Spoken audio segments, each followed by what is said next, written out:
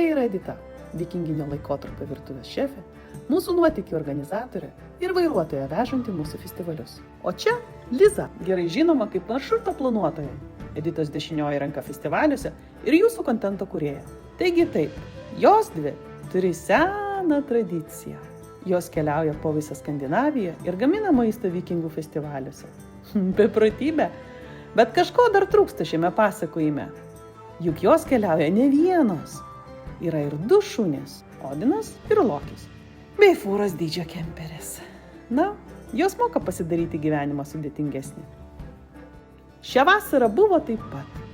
Merginos gavo kvietimą iš Trelleborgo Danijoje, susikrovė daiktus ir pajudėjo į keltą. Prie įvažiavimo į keltą jas nukreipė į netinkamą aukštą. Ir nuotykiai prasidėjo būtent čia. Laimiai, gyvenime daug ką galima pataisyti su pora varžtų ir truputį lipnios juostos. Todėl nesusitelkusios į blogus dalykus, jos tęsė kelionę. Kur važiuojame? Žinoma, į vieną iš Švedijos vikingų muziejų.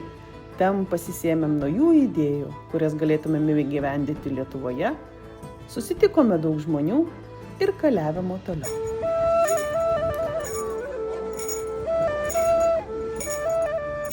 Vakare apsistojo kempinge Malmės mieste ir nuėjo miegoti. Kitą rytą merginos pabudo, papusryčiavo ir pagaliau pasirodė Danijoje. Na, ne taip jau ir greitai, bet vis dėlto pasiekė.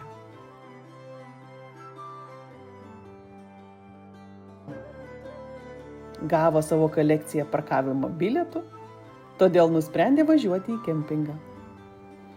Ten ilsėjosi, gamino ir skaitė, o kitą rytą jau išvyko į galutinį tikslą.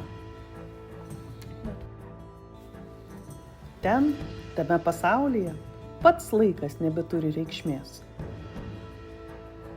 Ir jos prarado jo skaičių. Tad tebūnie, lyg visa tai vyktų per vieną dieną. Vikingų festivalis tai ne šiaip sau mažas balius, tai visas atgimęs kaimas.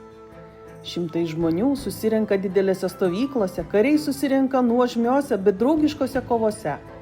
Ore sklando muzika, juokas ir kepamos mėsos kvapas. Šeimos, pirkliai, amatininkai, visi kartu paverčia lauką praeities pasaulį. Tai istorija tokia didelė ir linksma, kad jokioje sagoje neprašysi. Šioms dviems vikingų festivalis dažnai jaučiasi tarsi kitokio pobūdžio mūšio laukas. Nuo pirmų rytų dūmų iki paskutinės ugnies jos vadovauja virtuviai. Ne vienam, o 3 laužams vienu metu. Ir tai nėra paprastas kiaušinių kepimas. Kiekvienas patiekalas kruopšti rekonstrukcija pagal tikrus archeologinius radinius. Jos dirba saulėje ir lietuje, pasiraitojusios rankovės nuo karščio raudonių spindinčiais veidais, viskas tam, kad kaimas gyvuotų ir festivalis būtų tikrai autentiškas.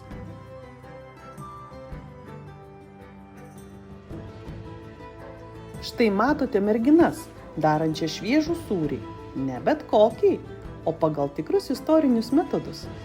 Pienas sutraukiamas veršelio skrandžio pagalba, atsiranda varškė, bei visa masė rankomis iškošiama ir atsargiai suspaudžiama po medinėmis lentomis.